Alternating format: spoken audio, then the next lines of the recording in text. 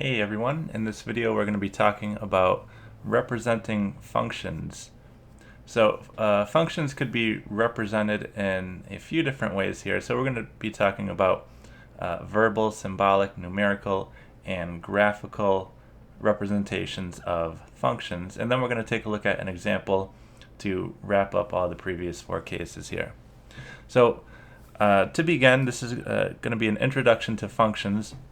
A lot of mathematics is really the study of functions and their properties, so it's a very important topic, and this is going to be the first introduction to functions. So to begin, let's take a look at a definition for a function.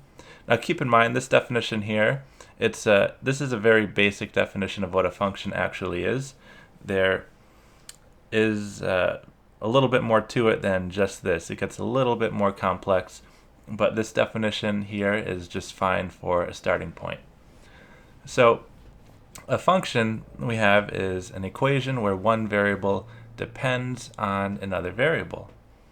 Okay, so functions, we see that they have two variables. For example, we may have something like y is equal to 3x plus 1.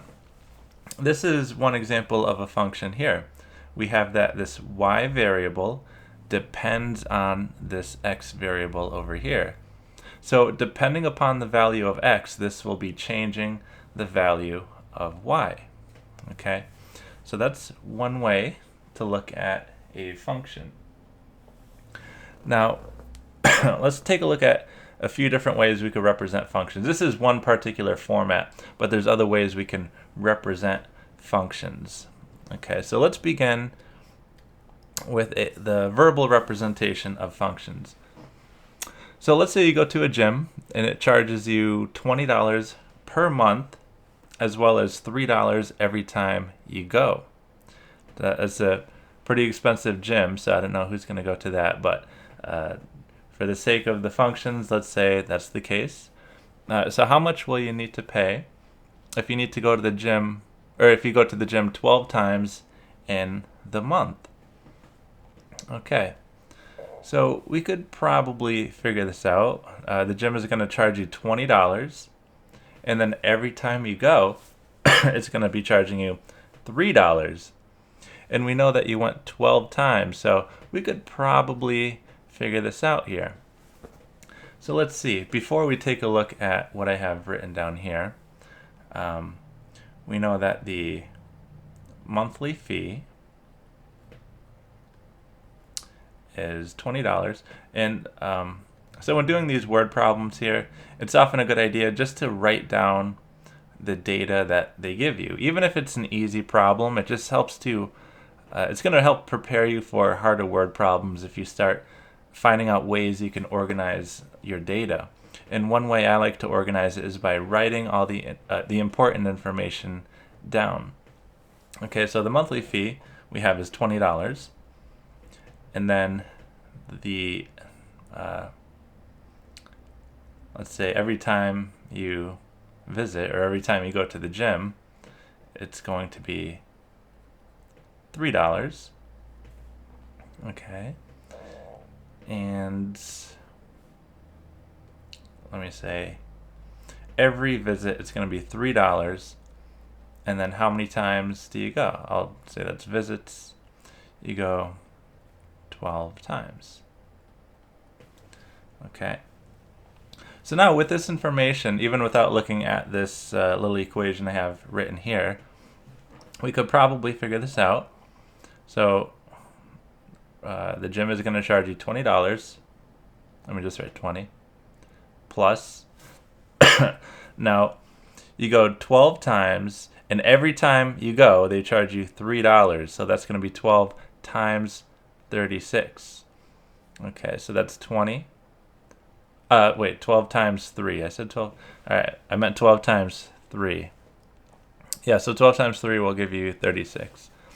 Now the 20 plus 36 is equal to $56. Okay. Now that's going to be our answer, is $56. Now, that was fairly easy to do, right? With those numbers, just 20 plus 12 times 3. We can take advantage of a particular equation that's going to come in handy in the future for other money problems. And the equation is that the total cost, in this case it's a total monthly cost, is equal to the variable cost plus the fixed cost. Okay, so that's one way we could find this answer right here. Now, this this word problem is a verbal representation of a function. The total monthly cost is dependent upon how many times you go to the gym. Okay, so we see that relationship between the two variables where we have one variable depending upon another variable. Okay, in this case, the monthly cost depends on how many times you go to the gym. So let's keep this word problem in mind. Okay, and let's see if we could come up with a symbolic representation of our function. Okay, so on the previous page, I had written that the total cost is equal to the variable cost plus the fixed cost. Okay, so let's call y the total cost, and let's call x the amount of visits. Okay, so if you go to the gym 3 times, x is going to be 3. If you go to the gym 5 times, x will be 5. Okay, and up here I have the information just written out again. The monthly fee is $20, and every time you work out, it's going to cost $3.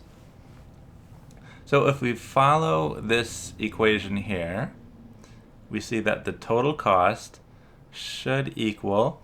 Now, what's the variable cost? What's going to be changing? Well, every time you go to the gym, it's going to be $3. So if you go to the gym once, it'll be $3. If you go to the gym twice, it's going to cost you $6.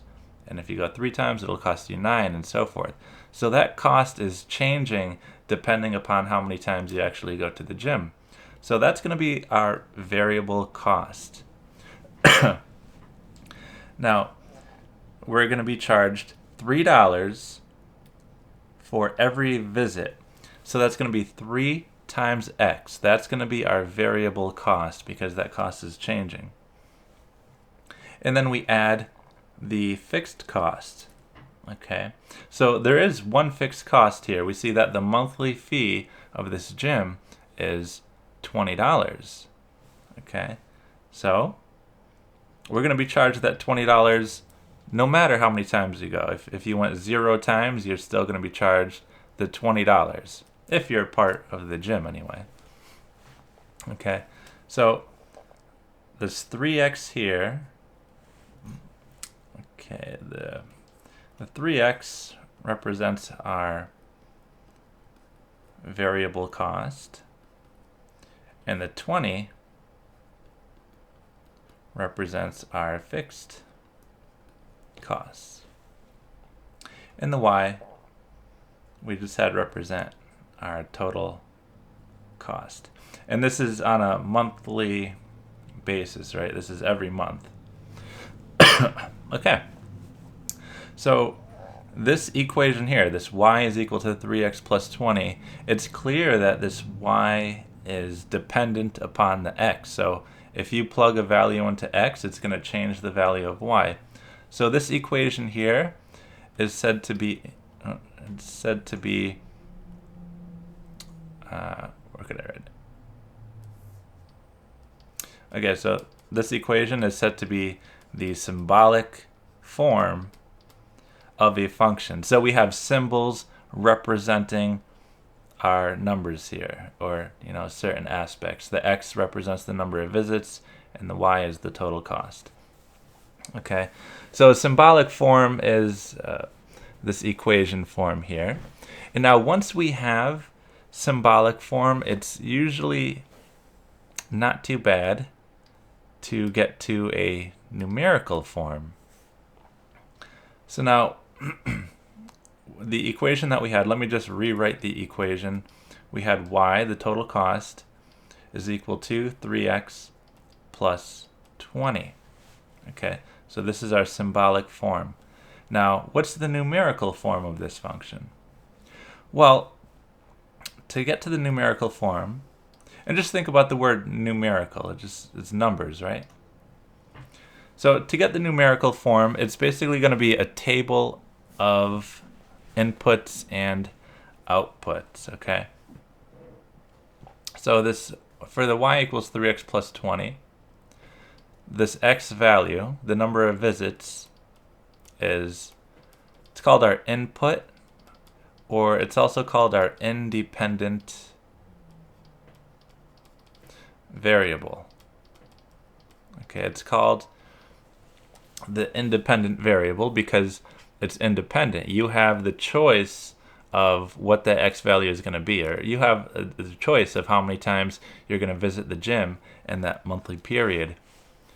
The y is called our output, and it's also called the dependent variable. Okay, so the output depends upon what the input is going to be. Okay, so we have this input and this output relationship.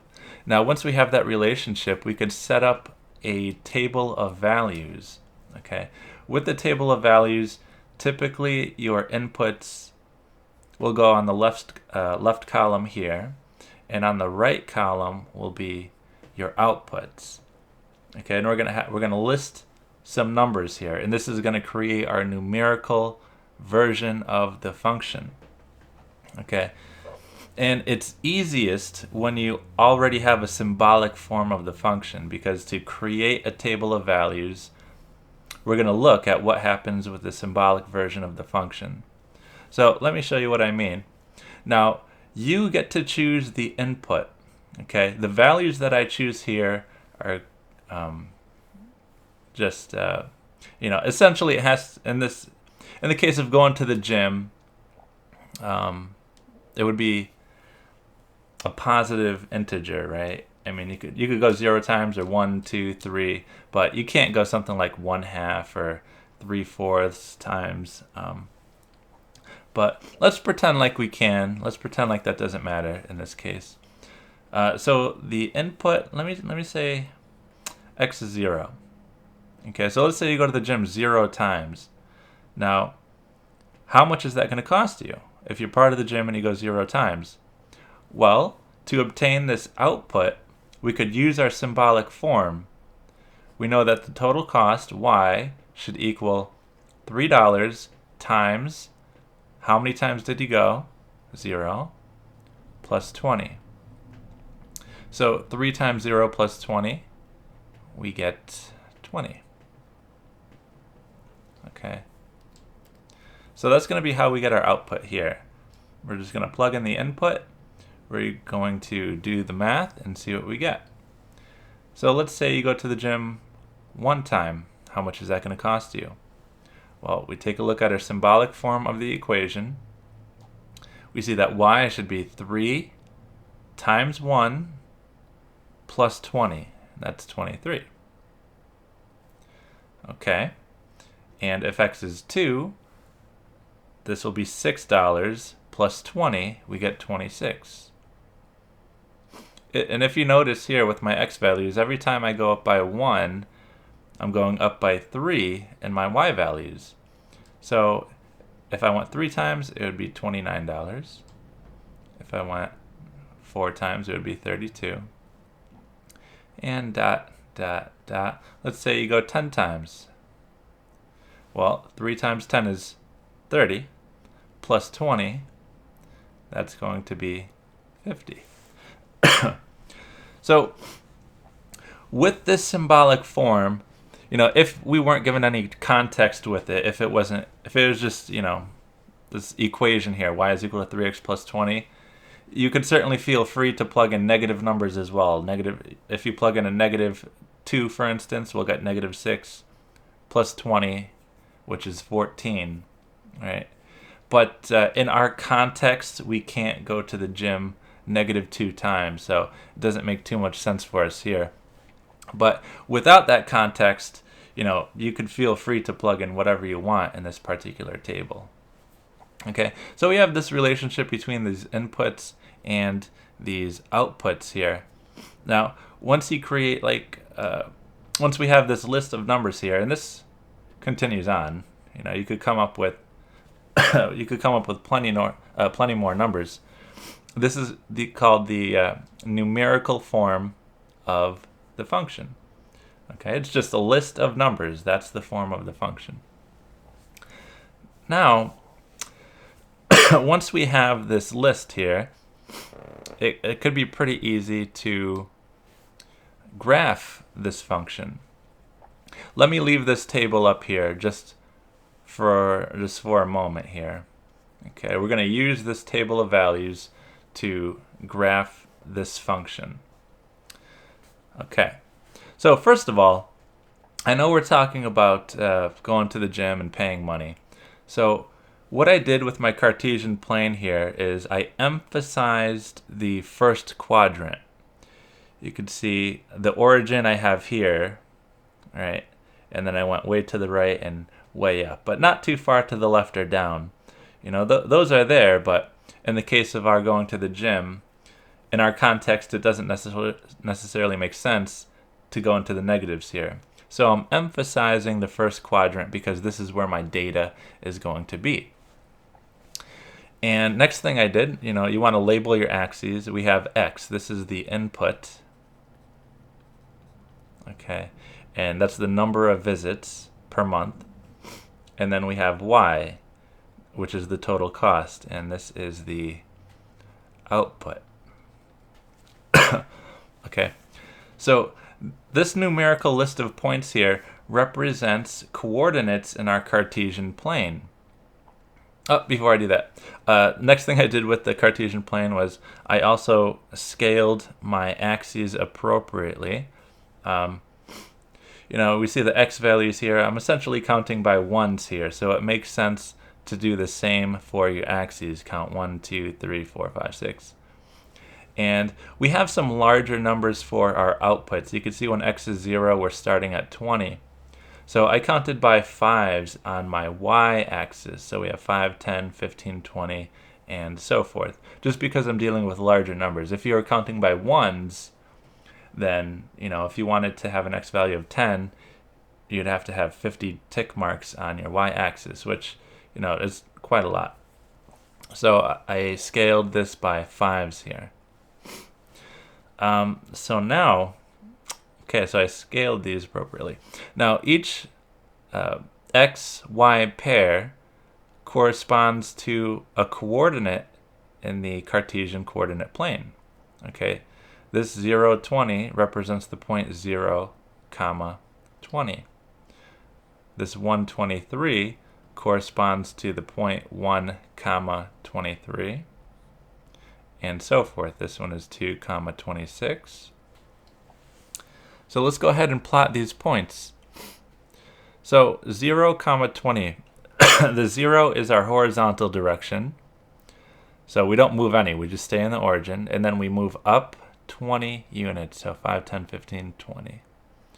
And we plot our point. Next, we have 1, 23. So we go to the origin, we move right 1, and then up 23. Now I don't have it marked off, but it's going to be a little bit closer to 25 than the 20. So it's going to be approximately right there. Then we have 2, 26. So that should be a little bit above our 25. And next, let's do where would 10? Let's do 4. No, actually, let's do 329. Let's do that as well. So 3, 29.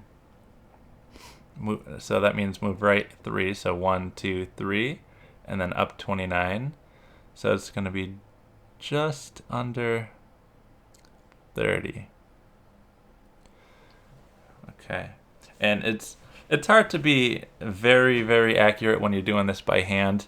If you have a TI-83 calculator or any of the TI-86 or 89 or the Inspire, those are all very nice tools for taking a look at how graphs are going to look. Essentially, in the TI calculators, we would take our symbolic form and we would plug that into the calculator to see our graphical representation. But now, since we have this numerical form, we're just plotting these points, and what this creates is a line. Not like that. So try to go through the points here.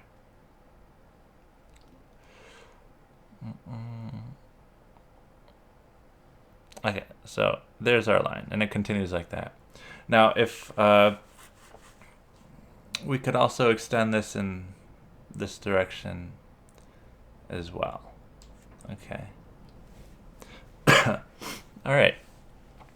So what we see is that this numerical representation gives us a line in our Cartesian coordinate plane. Okay. So this line represents the total cost, essentially. You take a look at the number of visits. If you went 30 times, it's going to cost you $110. So our line will be up here somewhere. You could see that the price is growing, or the cost is growing, the more we visit the gym. And the less we visit the gym, if it were possible to visit the gym negative times, we see that we would eventually be taking money from the gym. Okay, so the less you go, the less you're going to pay. All right. So that is the graphical form. Now let's take a look at an example, and we're going to apply all these different forms here. So we have that a painting is currently worth $300. And let me underline some important information. So it's currently worth $300. It appreciates in value by 10% of its present value every year. Okay, so you may need to read that a few times to see what it means. But I'll explain that. And then we want to represent this function symbolically, numerically, and graphically. Now, why not verbally? Well, it's already done for us verbally. When they tell us the painting is worth $300 and they tell us it appreciates by 10% of its value every year, that's a verbal representation of our function. So it's going to be our job to turn this into a symbolic, numerical, and graphical form. So let's begin with the symbolic. So we're going to have symbolic here. So we know that it appreciates in value by 10% of its present value every year. So its present value is $300, and 10%. Let me do 10% in decimal form is 0.1 of $300 is going to be $30. Okay. So we see that the painting should appreciate in value by $30 every year. Okay, now that was the first step, right? Just they give us a percentage, 10% of its present value, but we need to take the extra step and actually do the work to find, well, how much in dollars is it going to appreciate every single year? And we see that 10% of its present value is 30, so it's going to go up $30 every year. So when you have the painting for one complete year, the painting should be worth $330. If you have the painting for 2 years, the painting should be worth $360, and so forth. So using the fact that we know that total cost is variable cost plus the fixed cost, we can write a symbolic version of this function.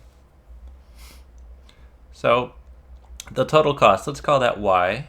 You could call it t if you want, that's fine, but this is going to be our output, so y. Now what's our variable cost? Or what's changing in this particular word problem here? Well, we know that the painting is appreciating in value by $30 every year. So that appreciation, we have $30 after the first year, and after 2 years it will have appreciated 60, and then after 3 it will have appreciated 90. Okay, so that's our quantity that's changing. So that seems like what we could use for the variable cost. Oh, you know, it's a good practice to to name your variables, and I didn't do that yet, so let me go ahead and do that. So let's say let y equal the total cost of the painting, or the total price, or the total worth, and our input, let x equal. Now what's changing? We have that the years are changing. We're going to have 1 year, 2 years, 3 years, 4 years, and so forth. So this total the total cost of the painting depends upon how long the painting has been around. So it's so the x value here is going to be the number of years. Okay, so there's our variable. It's a good habit to name your variables, so it's a little bit neater when you're going through the problem. Now let's write our equation. So we have y, so the total cost, is equal to, now we know it appreciates $30 every year, so our variable cost should be 30 times the number of years, or 30x. And our fixed cost, what's fixed in this? Well, we know the painting is currently $300. And this value is not going to change, right? That $300 is just a constant. So here's our equation. Y is equal to 30 times x plus 300. Okay, so that is the symbolic form.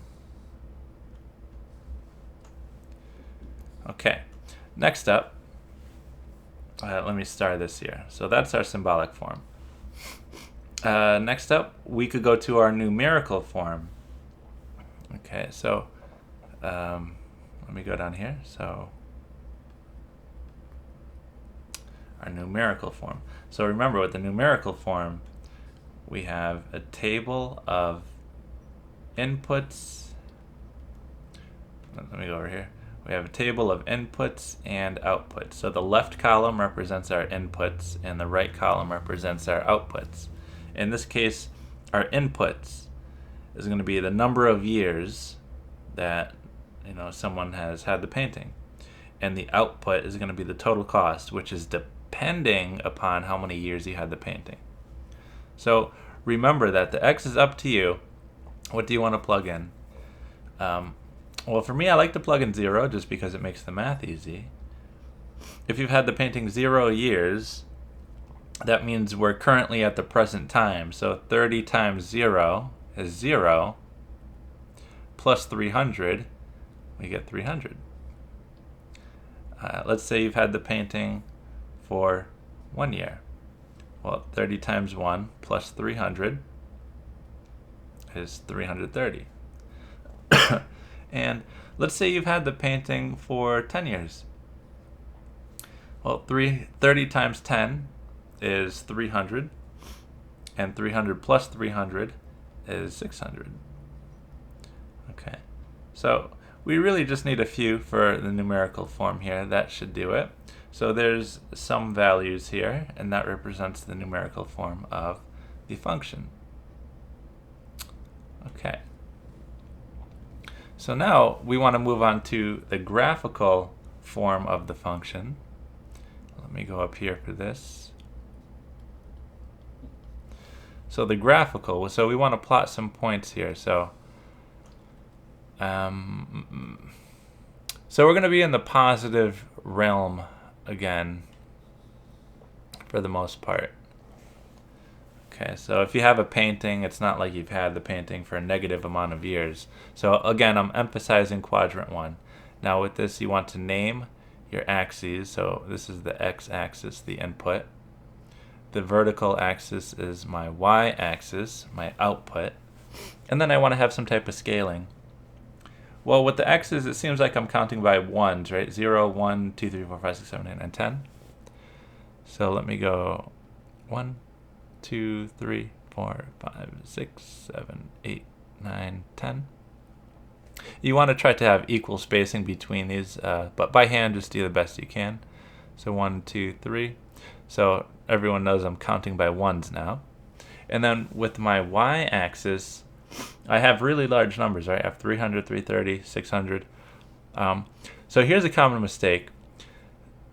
A lot of people like to put the first marker as like 300 or something. And then they count by, let's say, 30s. So the next one will be 330. But this cannot be done. So what you're saying here, if this were to happen, the distance from the origin to here is 300. And then the distance from here to here is only 30? Well, that doesn't seem to make much sense. It's a common mistake, though, because people see the large numbers and they want to jump to the large numbers and then count by whatever they want. But you need to keep that scaling consistent. So if you jump from here to here and say that's 300, then that same amount of spacing better leads you to 600 and not something like 330. So we don't want to make that mistake. So let's just count by an appropriate number. Maybe, I don't know, this maybe 50s would be good to go by. Let me count by 100s, though. We don't have many points. So 100, 200, 3, 4, 5, 6. Okay. So if we're counting by hundreds, we have to stay counting by hundreds. Now let's go ahead and plot our points. In this type of function here, we are going to see a line as well. Because all of our variables are to the first power. This typically represents a line. So our first point is 0, 300. That's our first point in our data set. So 0, 300 means start at the origin. Don't move left or right any, but you want to move up 300. And then we plot our point. That wasn't a good point. Okay, right there. All right, there's our point. Next, we have 1, 330. So we move right 1 and up about right here. So 330 would be closer to 300 than 400. So I'd peg it to be right there. And, if we're at 10, 1, 2, 3, 4, 5, 6, 7, 8, 9, 10. So 10's out here. So we move right 10 and then up 600. Okay, so this is 500 and this is 600. So we're right here, and then we're going to move up to the 600 mark, and where would it be? About right there. And then we're going to draw a straight line through these points as best we can. Okay, this is just freehand, so we don't want to have any curves here, just something like that. And that line extends infinitely in both directions. Now, in our context, it may not make too much sense to have the negatives, but if you wanted to extend the line, feel free. This is theoretically what would happen if you could have the painting for a negative amount of years. So what we see from the graph is that as time goes up in years, the painting is appreciating in its total value. Okay, so all these different ways of representing functions have their own particular advantages. Graphical, if you want to see how the variables relate to each other quickly, you could look at a graph and you could see what happens. or if you want to see an equation so you could do your own work with the function, the symbolic form is certainly advantageous. And if you just want to look at a list of data set to see maybe if you could find some patterns between the numbers, then the numerical form may be the best way to look at that function. Okay, so there's lots of different ways to represent these functions, and this was an important introduction to functions because a lot of mathematics, again, it's the study of functions, in certain portions of mathematics anyway. So yeah, take a look back through. You could click over here on the left side here, just in case you didn't know, to go back to any portion in case you didn't understand it. So I hope you enjoyed this video, and I'll see you in the next one.